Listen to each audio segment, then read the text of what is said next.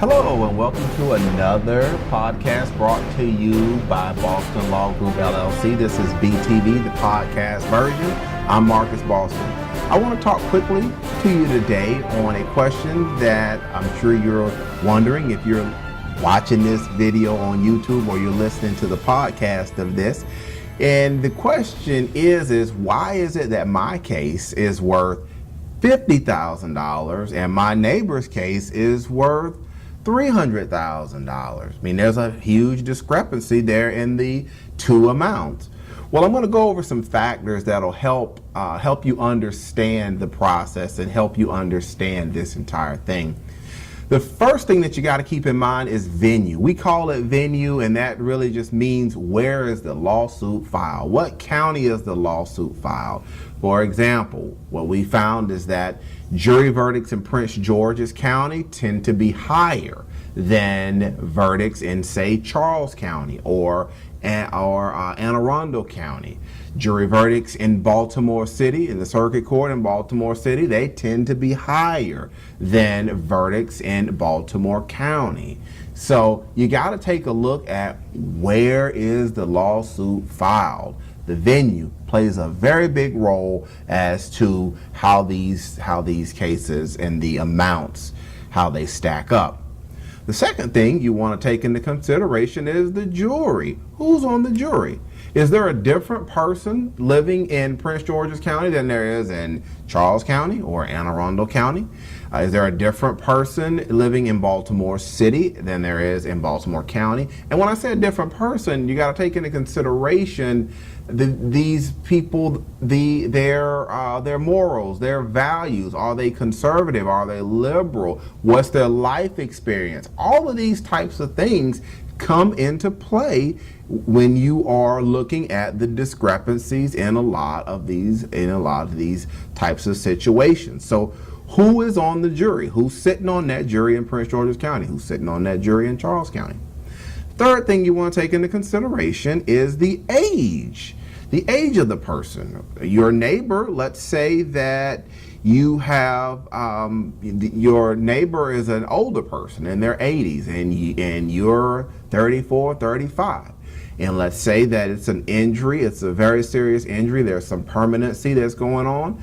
And let's say that you at 34, you're going to have to deal with that injury and the permanency over a longer period of time than your neighbor that's, let's say, 70 years old or 80 years old. So how long you're going to have to deal with your injury, that is another factor that you have to take into consideration, and which may explain why one verdict is higher than the other verdict.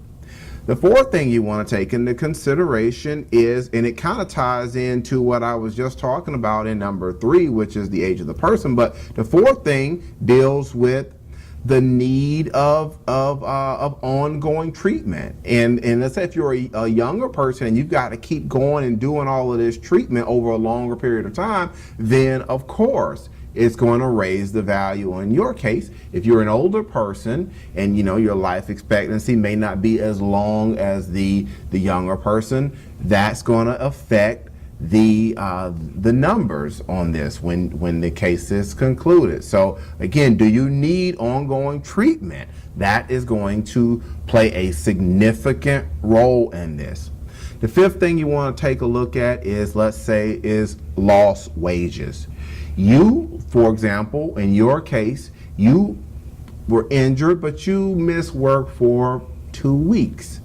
And let's say your neighbor, they missed work for 3 months or 2 months. So their lost wages claim is going to be considerably higher in all likelihood than yours, because they missed a lot of more time from work, whereas you did not miss a lot of time from work. So that's something that you also have to take into consideration and keep in mind. And the sixth thing is the type of injury. And by that, I mean the type of injury based on what you do for a living. So let's say that you have an ACL sprain, or you torn ACL as a result of an accident or whatever ended up happening. and you work in an office all day long. So, and you've got the ACL problem, and your neighbor plays professional football. So you see how the type of injury and what you do for a living is going to seriously affect what the value of your case. That professional football player with the torn ACL, that's a really big issue for him, because it's going to affect how much he can play and how much money he can make, versus you sitting behind a desk. There are things that can be done for you. So you've got to take a look at the type of injury and what do you do for a living. Well, I hope that this podcast has been able to clear this issue up for you. We hear a lot of people wonder this. A lot of people have questions about this. So that's why we went on ahead and did this podcast. If you have any more questions, or you would like us to answer a question that you may be having on a medical malpractice issue, or a serious injury that you're dealing with, you can send us an email at info@bostonlawllc.com. Again, that's info@bostonlawllc.com. You can also pick up the phone and give us a call at 301-850-4832. Again, that's 301-850-4832. And don't worry about it. We answer questions like this all the time.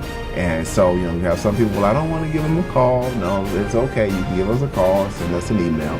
If you would like more information also, you can visit our website at bostonlawllc.com. And it's a lot of helpful information there. There's some consumer guides on there that'll help you out.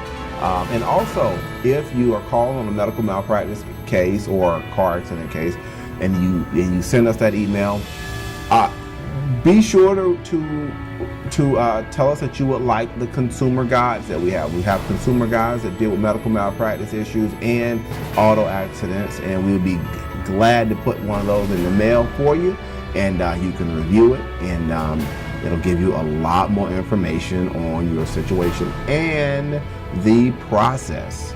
Well, a little light is beeping for me to be quiet and to go ahead and wrap this up.